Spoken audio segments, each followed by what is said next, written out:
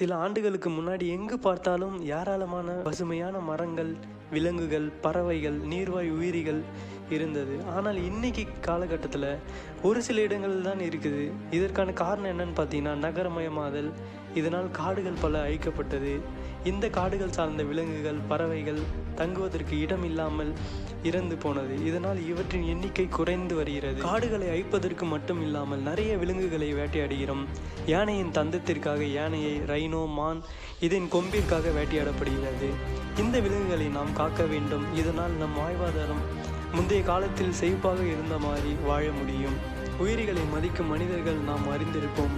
வாடிய பயிர் கண்டபோதெல்லாம் வாடினேன் வள்ளலார். புறாவின் அடைக்கலத்திற்கு தன் சதையை கொடுத்த சிபி சக்கரவர்த்தி. பசங்கன் தேரில் சிக்கியதால் வீதி விலங்கினை தேர்காலில் இட்ட மனுநீதி சோழன். இவர்களை மாறி இத்தாலியில் இருந்த பிரான்சிஸ் ஆசிஸ். இவர் விலங்குகள் நிபுணர்.